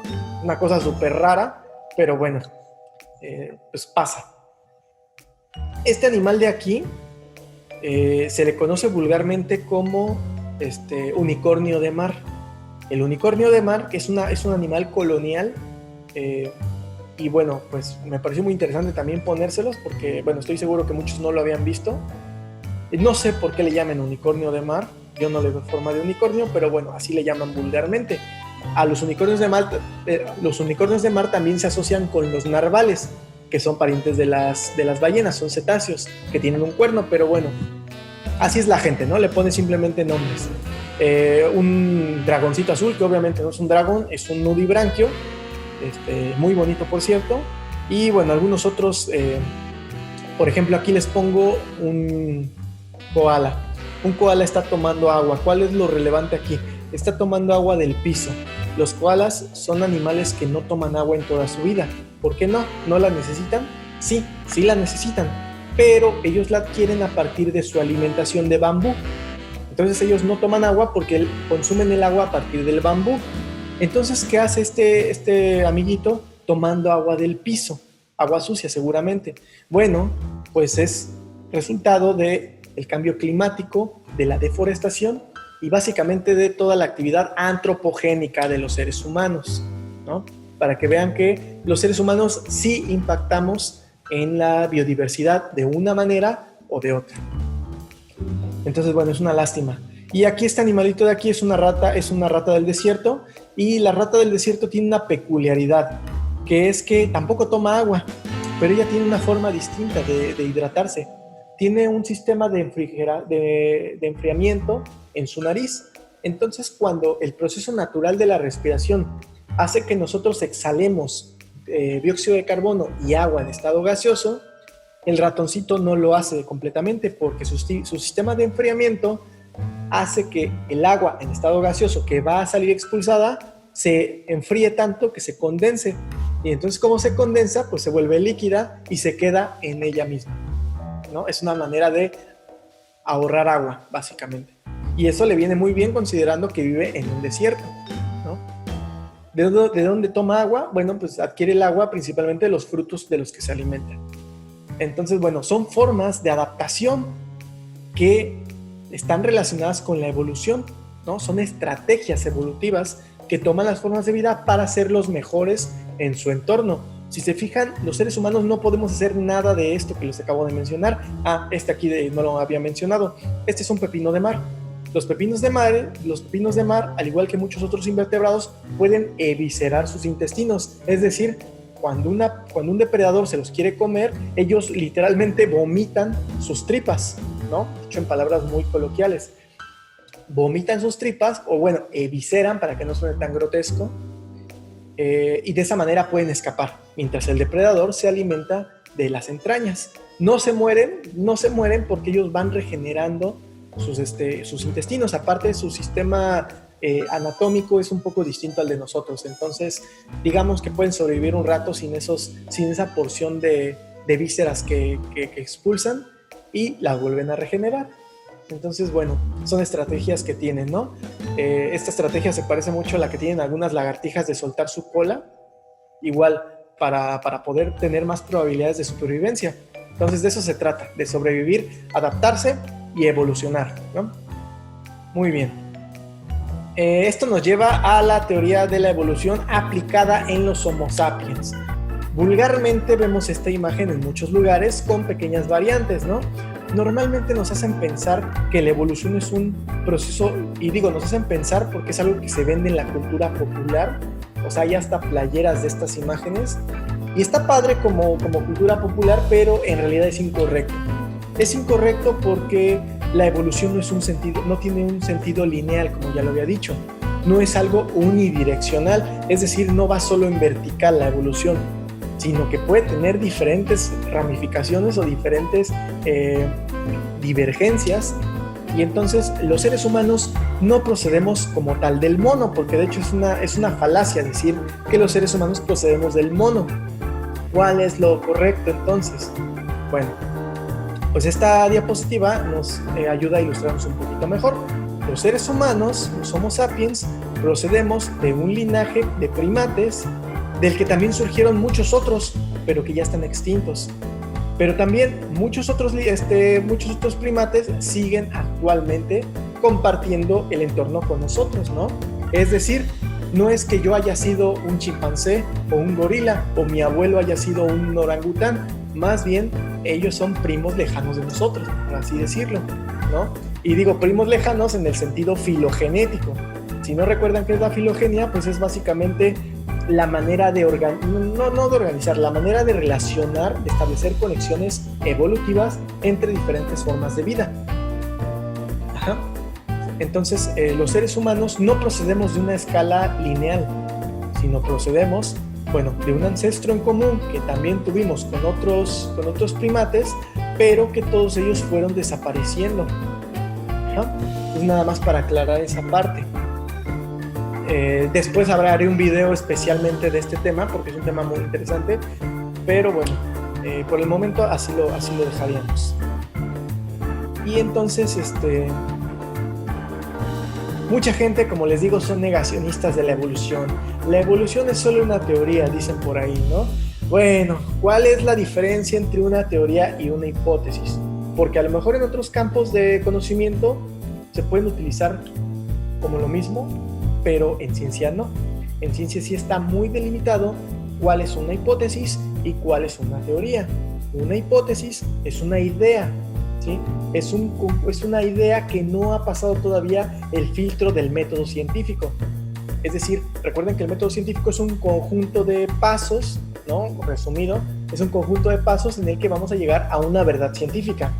Yo puedo tener una hipótesis y hago una hipótesis, y para validar esa hipótesis tengo que tener el método científico. Es decir, tengo que hacer un marco teórico, tengo que hacer experimentación, tengo que llegar a conclusiones, y bueno, si eso me favorece, si mis resultados corresponden a lo que yo hipotetizo, y claro, si mis resultados son reproducibles y validados por otros científicos, pues entonces se podrá convertir a lo largo del tiempo en una teoría, ¿no? En una teoría válida, que ya pasó las pruebas del método científico. Mientras no lo haga, simplemente es una hipótesis. Entonces, en realidad, cuando nosotros en nuestra vida cotidiana decimos, yo tengo la teoría de que, ahí se merecía un slap, como lo que hace Batman a Robin en este caso. Una teoría no es una hipótesis, ¿sí? Lo que nosotros tenemos en nuestra vida cotidiana son hipótesis. La teoría entonces ya viene cuando ya tenemos esa certeza científica de que es válido lo que estamos diciendo. ¿Cuáles son las evidencias? Hay muchísimas, pero vamos a centrarnos en algunas nada más. ¿Qué evidencias tenemos de la evolución? Bueno, pues obviamente tenemos a las paleontológicas, es decir, los fósiles, y no nada más de seres humanos o de homínidos, más bien de homínidos como Homo habilis, como Australopithecus, como Homo erectus, etc., sino que también evidencias de otras formas de vida, como el bien mencionado Archaeopteryx, que nos habla de la evolución divergente, de donde surgen las aves a partir de los dinosaurios, ¿no? Entonces son pruebas que se tienen ahí. Digo, hay gente que también que se pone a pensar que los paleontólogos van y entierran los huesos, y bueno, ya dice un refrán, ¿no? No hay peor ciego que el que no quiere ver. Pero bueno, entonces tenemos evidencias paleontológicas, tenemos evidencias de anatomía comparada.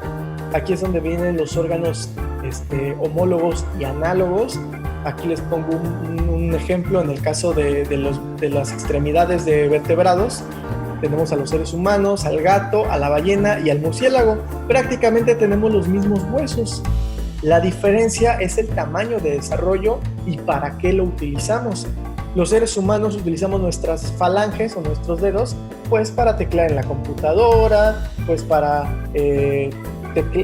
tocar un instrumento musical, a lo mejor las cuerdas de una guitarra, de un piano, etcétera. Podemos usarla para muchas cosas, ¿no? Hay gente que lo usa para hurgarse la nariz, bueno, cada quien, pero son diferentes a las que hacen un gato, por ejemplo.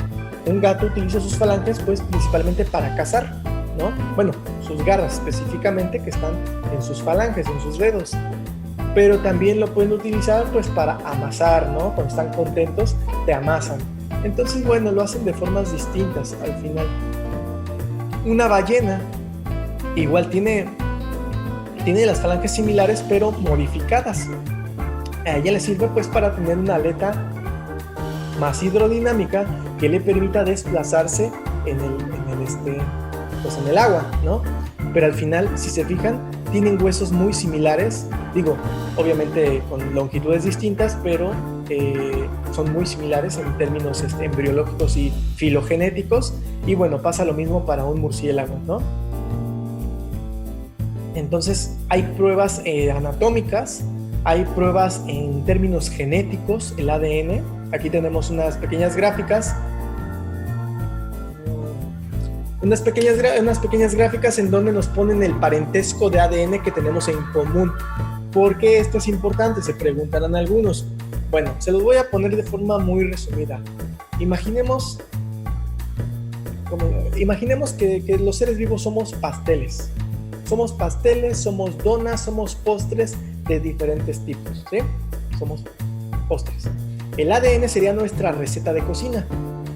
Ajá. Cada uno de nosotros tiene una receta particular.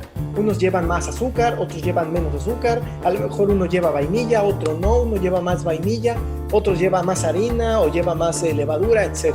Todos tenemos una receta de cocina específica. Los genes, el ADN sería la receta de cocina. Para que esta receta de cocina se pueda convertir en un pastel, en este caso nosotros, ¿no? En un postre, tiene que ocurrir un proceso. En el ADN pasa lo mismo.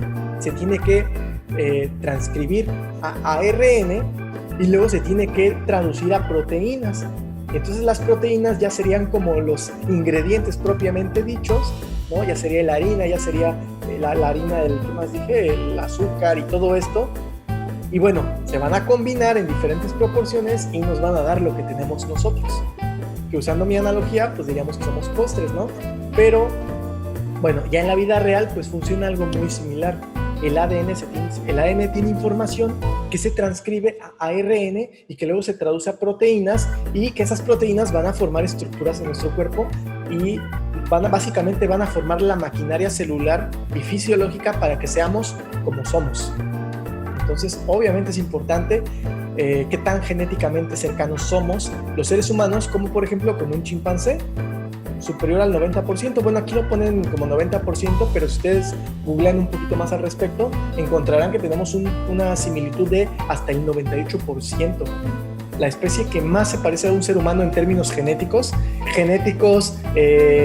fenotípicos o de aspecto físico, fisiológicos, etcétera, hasta de conducta, son los bonobos.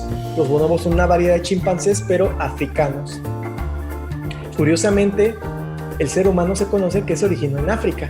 Cuando encontraron el fósil de Lucy, del Australopithecus lucy, lo encontraron en África, ¿no?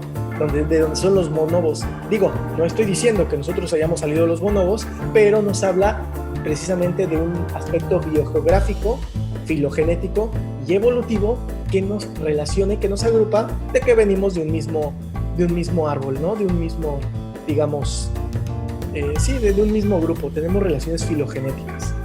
Ajá. Y bueno, tenemos algunos otros animales, un ratón, una vaca, un perro, etcétera, y se va disminuyendo la cantidad de ADN que tenemos en común, es decir, el mismo parentesco de las bases nitrogenadas por las que se constituye el ADN. Igual no me meteré a detalle con esto, pero bueno, básicamente entre más ADN similar tengas, pues hay un mayor parentesco evolutivo o filogenético, ¿sí? Entonces también esto nos constituye pruebas irrefutables de la evolución. ¿Qué más? Bueno, la embriología, la ontogenia, es decir, comparar embriones para saber qué tan similares o qué tan diferentes son. No sé si ustedes lo sepan, pero cuando los seres humanos somos embriones, tenemos branquias. Ajá. De hecho, aquí lo podemos ver, hendiduras branquiales, ¿sí? Obviamente, el embrión no respira por ahí. El embrión respira a través del cordón umbilical, ¿no? Pero en ese momento, pues sus branquias simplemente son parte de algo más.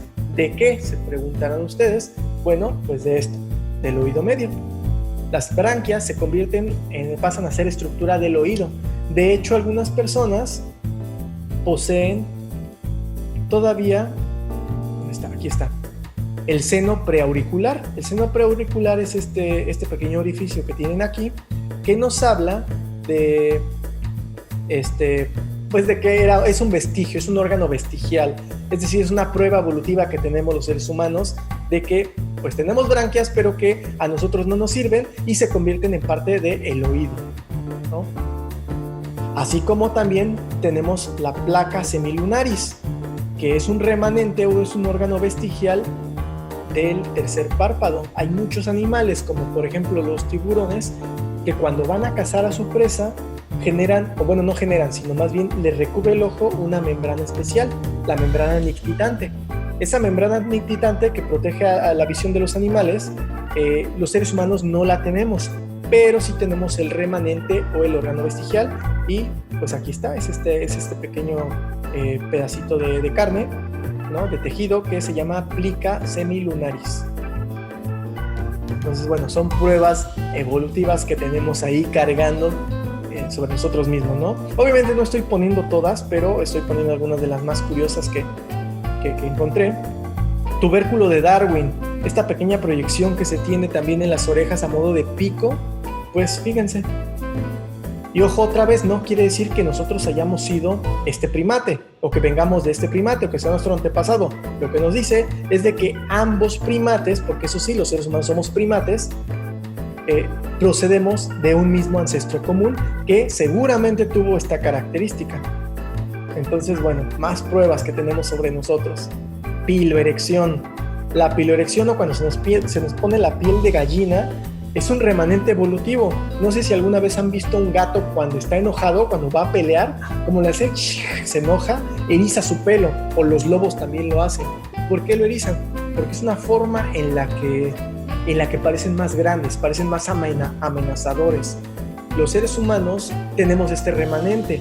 Los seres humanos ya no necesariamente lo hacemos por estar enojados. De hecho, lo podemos hacer en diferentes condiciones cuando escuchamos música que nos gusta mucho, y esto tiene que ver con algunos efectos que tiene la música sobre el cerebro, de lo que también tengo un video para que lo chequen. O incluso cuando estamos en el baño, ¿no? Que también sucede. Quién sabe, hay hipótesis que sugieren que lo hacemos cuando estamos defecando, porque es una manera en la que estamos muy vulnerables. Es una posición muy vulnerable para cualquier forma de vida, y entonces es una manera en la que nos vemos más grandes. Bueno, si fuéramos más peludos nos veríamos un poquito más grandes, o nos veríamos un poquito más amenazadores, y de esa manera disimularíamos un poquito siquiera nuestra vulnerabilidad, ¿no? Pero bueno, uno de los más conocidos es esta pequeña extensión del colon denominado apéndice. Esta pequeña extensión que, bueno, mucho tiempo se dijo que no tenía ninguna utilidad. Hoy en día se conoce que es un reservorio de bacterias intestinales buenas, ¿no? Recordemos que la microbiota, o las bacterias intestinales buenas, mal llamadas flora intestinal, son parte fundamental de nuestro sistema inmunológico, son parte fundamental de nuestra salud, tanto emocional como mental, ya que se conoce que cuando esta microbiota se altera y se provoca una condición denominada disbiosis, hay alteraciones a múltiples niveles en nuestra salud. También tengo un video de eso, de hecho es el del segundo cerebro, por si lo quieren checar. Y bueno, las muelas del juicio, ¿no? Esas muelas que básicamente están ahí con un objetivo: enchuecarnos los dientes y hacer que nos duela, ¿no? Hacer ricos a los dentistas, si lo quieren ver así. No, la verdad es de que a nuestros antepasados sí les servía mucho tener muelas del juicio, porque sus mandíbulas, como podemos ver en los fósiles, eran prógnatas, es decir, estaban más proyectadas hacia adelante, pues porque ellos lo necesitaban para masticar todo lo que masticamos hoy en día nosotros, pero que nosotros ya cocinamos y ablandamos. En esos tiempos, muchos homínidos, no todos, pero muchos homínidos aún no conocían y no manipulaban el fuego, por lo que su comida prácticamente se la comían cruda, y pues era más dura, ¿no? Si a veces masticar un pedazo de carne, ¿no? Un corte de carne puede estar un poco duro, imagínense hacerlo crudo, ¿no? Entonces, bueno, pues ellos tuvieron que, pues por medio de selección natural y adaptación, tuvieron que ir desarrollando esta dentadura de alguna manera que les sirviera para alimentarse mejor. Entonces, bueno, las muelas del juicio en muchas personas siguen apareciendo, en muchas otras personas no, porque recordemos que la evolución no es algo dirigido, es decir, no significa automáticamente que porque necesites algo te va a salir, y no significa que porque no necesites algo va a desaparecer, porque eso sería lamarckismo puro, y recordemos que a Lamarck le falló un poquito su hipótesis. Entonces, las muelas del juicio aparecen porque pues simplemente son parte de nuestra genética, y aunque en algunas personas no salgan, en otras siguen apareciendo. Afortunadamente para los seres humanos, el tener las muelas del juicio no compromete de ninguna manera la supervivencia, así que no hay ninguna tendencia que las elimine o que las haga prevalecer. Es decir, cuando se está llevando a cabo la selección natural, las características que son favorecedoras para la supervivencia se quedan. ¿Por qué se quedan? Pues porque son los que sobreviven y son los que se van a reproducir para transmitir esa característica. Los que no, simplemente se van a ir muriendo. Les voy a poner un ejemplo humano, el albinismo. Hoy en día las personas pueden nacer albinas por una mutación en su cromosoma 11 y no hay ningún problema, viven y ya. Pues tienen que usar a lo mejor un poquito más de protección ante los rayos ultravioleta, ¿no? Porque son más propensos a desarrollar cáncer de piel debido a que no pueden producir la melanina. La melanina, para que no lo recuerden, es una proteína que tenemos en la piel y que en función de cuánta melanina tengamos, pues nos vamos a hacer más morenos. De manera que la gente que vive en los trópicos, en países intertropicales como México y toda Sudamérica, bueno, y en general América, con sus pequeñas excepciones, tendemos a ser un poquito más morenitos, ¿no? Un poquito más morenitos que, por ejemplo, las personas caucásicas que viven más hacia, bueno, Canadá, que también es América, pero por el lado de Europa tendríamos a Rusia o tendríamos a otros, bueno, Europa, etcétera, en donde las personas no tienen tanta melanina, pero todavía nos podemos ir hacia la parte de África. Y las personas prácticamente tienen más melanina que otra cosa, ¿no? Es decir, son personas negras, porque tienen mucha melanina y esa melanina les ayuda a soportar las condiciones de radiación solar. Entonces, bueno, el ejemplo de la melanina lo mencionaba porque imagínense que en África, con esas condiciones con las que viven, nace una persona albina, ¿no? Si esa persona nace albina en Europa, a lo mejor en, no sé qué les gusta, Siberia, pues no va a haber ningún problema, porque pues ya está, ¿no? De hecho, hasta a lo mejor pasa un poquito desapercibido, ¿no? Por cómo son las personas allá. Pero si le toca nacer en África, va a tener una carga de selección natural muy marcada en su contra. ¿Por qué? Número uno, por el contraste que va a hacer con las demás personas. Y no estoy haciendo comentarios raciales, sino que cuando los animales, y es una tendencia natural, primitiva, pero natural, que cuando los animales detectan anomalías o detectan algo diferente entre sus congéneres, por lo general se produce una respuesta de rechazo, ¿no? Y ojo aquí, no es ninguna justificación biológica para el racismo, ni nada por el estilo, pero es una tendencia biológica que se manifiesta en algunas especies. Entonces, en pueblos primitivos, por ejemplo, si pensamos a lo mejor en una tribu africana, bueno, pues podríamos pensar, de hecho no me crean a mí, vayan y googleenlo, cuando una persona nace albina en esas etnias, lo que hacen es sacrificarla o exiliarla. ¿Por qué? Porque la asocian a mala suerte, a mal augurio y a un montón de cosas de tribus, pero bueno, al final pues es parte de lo que les digo, ¿no? Hay selección natural que opera, ya sea de forma antropogénica o ya sea de manera natural. La persona que nazca con esta mutación, por ejemplo en África o en un lugar con mucho sol, con mucha radiación solar, va a tener más probabilidades, número uno, de desarrollar cáncer de piel, número dos, de no encontrar pareja reproductiva, porque también es algo biológico que las personas que no resultan atractivas, y no solo a los seres humanos, sino a los animales en general, son aquellas que reflejan salud. Y evidentemente algo que es muy distinto a nosotros no necesariamente puede reflejar salud. Les estoy hablando en el caso de animales o en el caso de otras especies, ¿no? Porque siempre entenderán mi titubeo, pero es que siempre es muy delicado hablar de estos temas cuando se toca a los seres humanos. Es un tema muy, muy delicado que se puede prestar a muchísimas malinterpretaciones que yo no quiero cometer, así que uno tiene que andar con cuidado de qué es lo que va a decir, ¿no? Y cómo lo va a decir. Pero bueno, nada más para concluir, el racismo no se justifica biológicamente bajo ninguna circunstancia. De hecho, no existen las razas de los seres humanos, se les llaman etnias. Raza no es una palabra biológica, es una palabra humana, es decir, es una palabra que inventaron los humanos, pero que no se utiliza como criterio de clasificación taxonómico. La palabra correcta sería subespecie o sería etnia en el caso de los seres humanos, ¿no? Etnia latina o etnia caucásica, etc. Pero bueno, a lo que quiero llegar es de que las características que van a prevalecer o a desaparecer en una especie van vinculadas a la supervivencia. Si estas características las limita, lo más seguro es que vayan a desaparecer cuando los individuos que las portan desaparezcan y sus genes lo hagan con ellos, ¿no? Por el contrario, aquellos que tienen las combinaciones genéticas ganadoras, pues la van a ir transmitiendo a lo largo de su progenie porque tendrán un mayor éxito reproductivo. Y entonces esas características seguirán prevaleciendo en el entorno.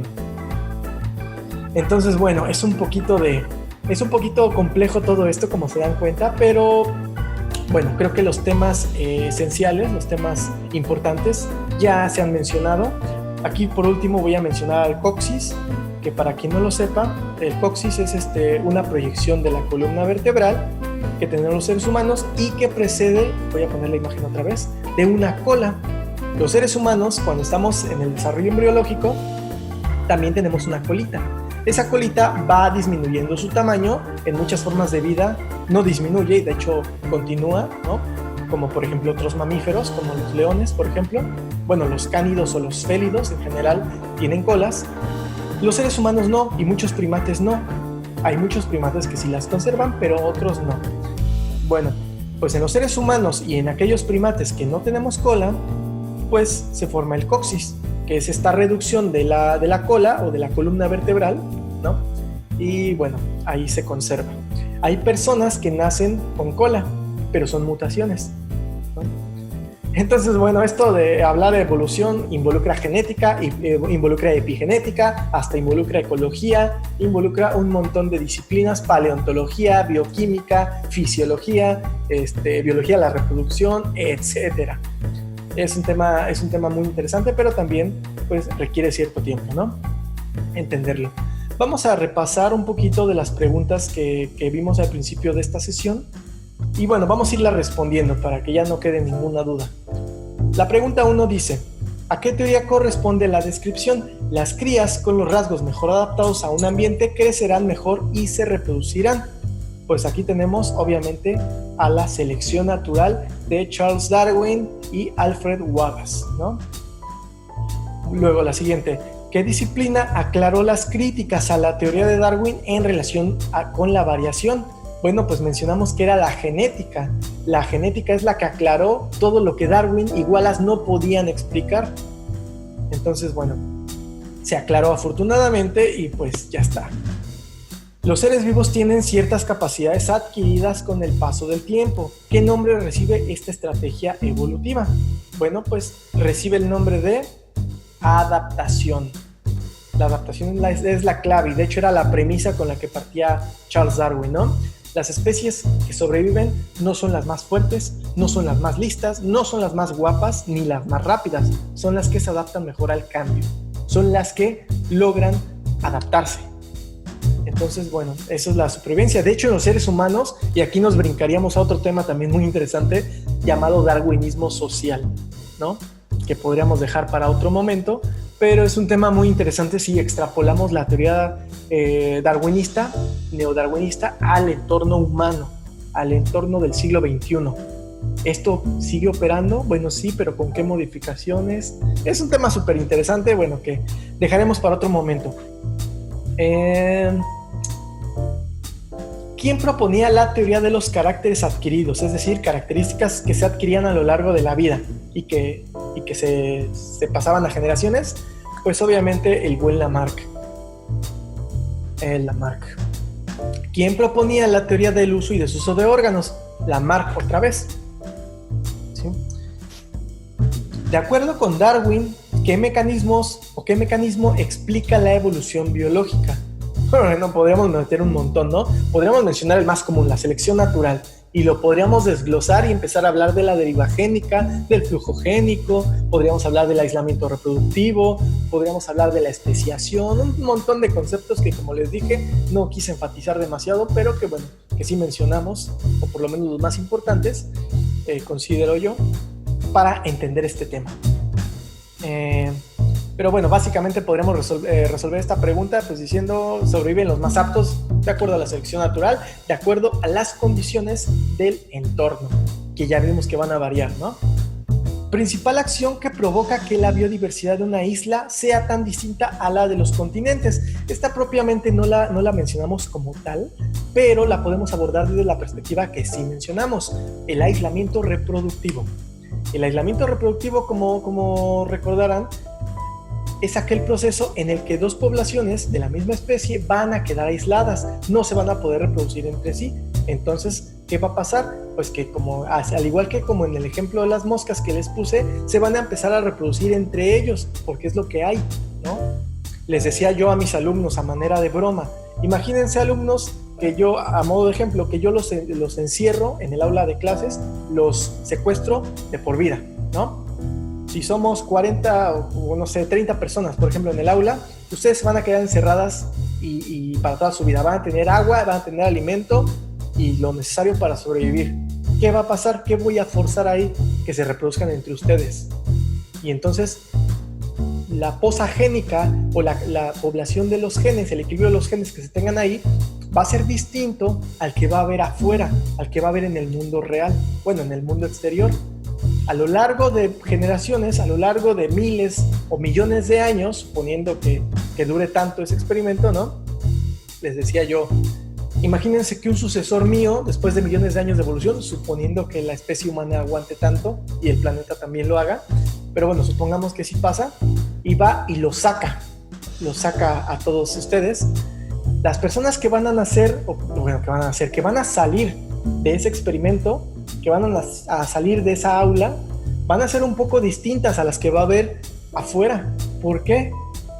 Porque el entrecruzamiento, la afinación de los genes, por así decirlo, fue distinta. Los criterios de selección natural y de adaptación fueron distintos a los que hubo afuera en el entorno natural. Eso es lo que pasa con las islas. ¿Por qué cuando vamos a una isla, bueno, suponiendo que hayamos tenido la fortuna de ir a alguna isla, ¿por qué nos damos cuenta, o en algún documental lo podemos ver, que hay formas de vida tan curiosas, endémicas sobre todo, y tan particulares que no encontramos en los continentes? Bueno, pues se debe precisamente a eso, a que las condiciones de esas islas son distintas a las de los continentes y por lo tanto la evolución se da en el sentido de la supervivencia en ese entorno. Si esto lo extrapolamos a México, que a pesar de que no es una isla, tiene muchos ecosistemas, muchos biomas, a lo largo de tiempos geológicos nos explican por qué México es un país tan rico en biodiversidad.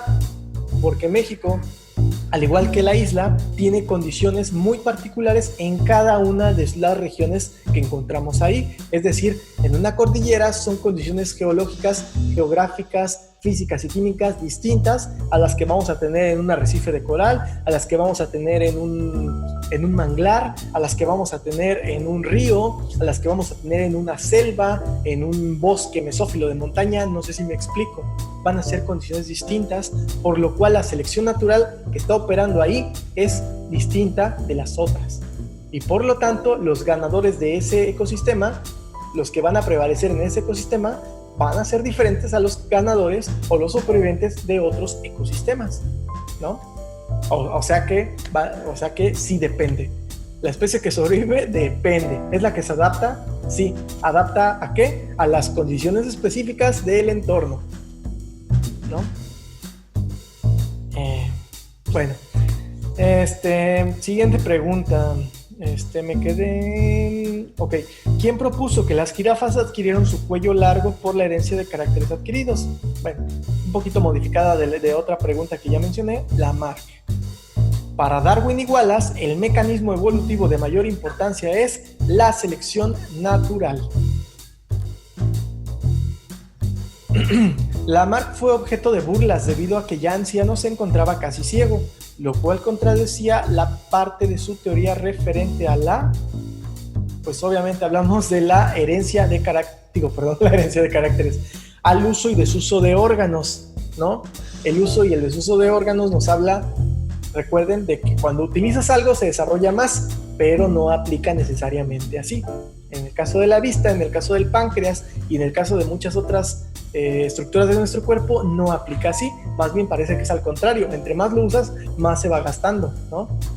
Pregúntenle a los pulmones de los fumadores. Pero bueno, ¿de qué careció la teoría de la evolución propuesta por Darwin y Wallace para explicar la evolución? Pues careció de genética, no sabían nada de genética por la sencilla razón de que todavía Mendel no descubría y publicaba sus hallazgos que nos hablaban de las leyes de la herencia. Mecanismo biológico por el cual una hembra elige al macho con mejores atributos para reproducirse. Bueno, esto se llama selección sexual. ¿Sí? Las hembras eligen a los machos. Y esto, señores, tiene que ver con diferencias cerebrales que tenemos las formas de vida, los vertebrados, incluyendo a los seres humanos. También ahí en mis videos tengo un poquito de esto, pero bueno, algún día le dedicaré un video exclusivo a esta parte que es muy interesante y que no justifica el sexismo bajo ninguna circunstancia, ¿no? Los sexos son distintos, ¿sí? Para que se complementen y tengan mayores probabilidades de supervivencia, no para establecer quién es mejor, quién es más listo o quién tiene que tener la toma de decisiones, ¿no? Pero bueno, así somos los seres humanos, tendemos a antropogenizar todo lo que nos da la gana, tendemos a adjudicarnos, manipular el conocimiento de manera que nos favorezca y que nos respalde nuestras ideas, por muy erradas que puedan estar. Eso es algo que tenemos que evitar. La ciencia tiene que ser imparcial y tiene que ser neutra, sin apoyar a ideologías políticas ni ideologías de ningún otro tipo ajeno a la propia ciencia. Pero bueno, esperen,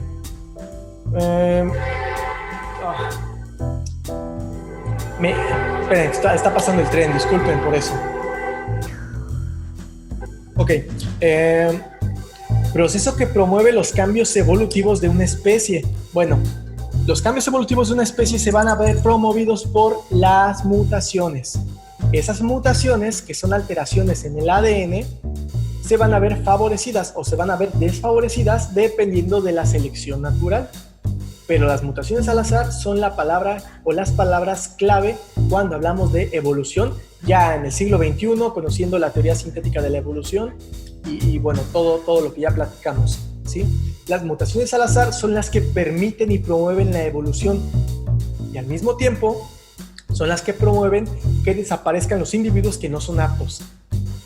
Entonces tiene dos propósitos. Las mutaciones son aleatorias. Claro, se pueden influenciar por la endogamia, se pueden influenciar por factores físico-químicos, como lo son, bueno, en el caso antropogénico, pues sustancias como las drogas, por ejemplo, el alcohol, pueden provocar mutaciones, ¿no? Son agentes mutagénicos. La radiación también puede ser un agente mutagénico, por ejemplo, los rayos UV, ¿no? Pero bueno, al final, en términos netamente genéticos, pues son completamente aleatorios. Los dientes y plumas del Archaeopteryx en comparación de aves y reptiles son una evidencia de evolución. De evolución, básicamente, ¿no? Digo, podríamos hablar más de esto, pero con que tengamos evolución, ya está. Los estados larvarios que se estudian para establecer conexiones o relaciones evolutivas son evidencias también de evolución. Son evidencias evolutivas, son evidencias filogenéticas, son evidencias ontogénicas que nos hablan de la conexión evolutiva entre diferentes taxones o linajes, ¿no? Como lo quieran decir, al final lo importante de la educación no es aprender un montón de tecnicismos complejos que te van a servir solamente para pasar un examen y tener un número en tu boleta, sino también es parte, o más bien debería de ser parte de nuestro acervo cultural, algo que tengamos que manejar y que podamos utilizar en nuestra vida cotidiana. Es un problema muy grande que tiene México y muchos otros países en el tema de la educación. Pero bueno, no me voy a meter en ese tema ahorita porque hago el video más largo. Sería científicamente... ¿Qué órganos vestigiales tenemos los seres humanos que reflejan la evolución? Ya mencionamos un montón, ¿no? Las muelas del juicio, el apéndice, seno preauricular, ¿qué otros mencionamos? El coxis, ¿no? ¿Cuál otro mencionamos? Bueno, mencionamos un buen y de hecho hay muchos, pero... la plica semilunaris, tubérculo de Darwin, por mencionar algunos, ¿no? Muy bien. ¿Sería científicamente correcto afirmar que los seres humanos somos más evolucionados que un perro? No, no es correcto. El perro evolucionó más que nosotros en otros aspectos. A lo mejor al perro no le interesa hacer cosas que nosotros sí. A lo mejor no le interesa manejar un auto, A lo mejor él es feliz y él sobrevive, que es lo más importante, con las estrategias que él tiene. Al igual que un gato, al igual que una lombriz, al igual que una bacteria. Ellos son los mejores en lo suyo, en lo que hacen, ¿no? Entonces, pues no somos más evolucionados que ellos. De hecho, estrictamente hablando, pues las bacterias son los animales más evolucionados del planeta en el sentido de que son los que más tiempo tienen en él. Claro, no son las mismas, han ido evolucionando, pero este cronómetro de evolución o esta línea evolutiva, pues surgió desde ellas, ¿no? Entonces, si nos remontamos a un lenguaje más filogenético, pues las bacterias son las que más tiempo tienen evolucionando. Los seres humanos evolucionamos en otras facetas o en otros aspectos, ¿no? Como el cociente de encefalización del reino animal, que es el más grande, es decir, el tamaño del cerebro con relación al cuerpo, lo que nos permite tener una superficie de contacto de nuestra corteza cerebral mucho más amplia, que nos permite tener un procesamiento neural, un procesamiento cognitivo muchísimo más complejo. Pero bueno, ¿sería científicamente correcto afirmar que los seres humanos seguimos evolucionando? Pues sí, sí seguimos evolucionando. Es decir, sabemos que la evolución se promueve más cuando se rompe el equilibrio de Hardy-Wegner, pero no quiere decir que en este momento no estén ocurriendo mutaciones. Mucha gente me pregunta, oye, pero ¿por qué si estamos evolucionando seguimos siendo iguales en las fotos? ¿No? Bueno, pues porque resulta que la evolución es un proceso que se vea en 2 o 3 generaciones. No es un proceso que se vea en cuál es la edad del ser humano en el planeta Tierra. Estamos hablando de menos de 1 millón de años. Estamos hablando de alrededor de 200.000 años. O sea, ni siquiera una cuarta parte de 1 millón de años. Entonces realmente no tenemos nada de tiempo aquí. Si consideramos que el planeta Tierra tiene un tiempo de existencia, de 4.600 millones de años aproximadamente. O sea que los seres humanos tenemos nada en realidad. Así que el tiempo evolutivo que hemos tenido es nada en comparación con toda la historia evolutiva que tiene la vida, ¿no? Pero bueno, y finalmente se ocupa del ordenamiento de los organismos en grupos de especies semejantes. Bueno, la disciplina dentro de la biología que nos permite ordenar y establecer relaciones filogenéticas entre quienes son más cercanos que otros es la taxonomía, ¿sí? La taxonomía es la ciencia que nos permite ordenar cuáles son los nombres científicos de las especies y por qué, a qué familia pertenecen, a qué orden, a qué filum, a qué grupo, etcétera, ¿sí? Entonces, bueno, es la taxonomía la que nos permite tener nuestro nombre científico, que es Homo sapiens sapiens, si se considera la subespecie, pero eso todavía se discute. Pero bueno, al final, Homo sapiens, nuestro perrito se llama Canis lupus familiaris, nuestro gatito se llama Felis silvestris catus, el tiburón blanco, que es mi animal favorito, pues se llama Carcharodon carcarias, y bueno, así le podríamos seguir, ¿no? Todos los seres vivos tienen un nombre binomial, o sea, puesto por 2 palabras, que están en latín, porque es una lengua muerta y evitas problemas de traducción, y a veces viene una tercera palabra, como Canis lupus familiaris, que te hace referencia a la subespecie o la variedad. En el caso de los seres humanos, somos Homo sapiens, ¿no? Entonces, bueno, hay diferentes variedades, digamos. Variedades en el sentido de que algunos científicos hipotetizan que los Homo sapiens que surgieron hace 200.000 años son un poquito diferentes a los que estamos hoy en día, en términos cognitivos. Pero bueno, como les digo, esto todavía se debate por ahí. Entonces, bueno, lo cierto es que somos Homo sapiens gracias a la taxonomía, ¿de acuerdo? Y pues bueno, eso sería todo por este momento, por esta ocasión. Les agradezco mucho su atención y nos vemos pues, en otra ocasión.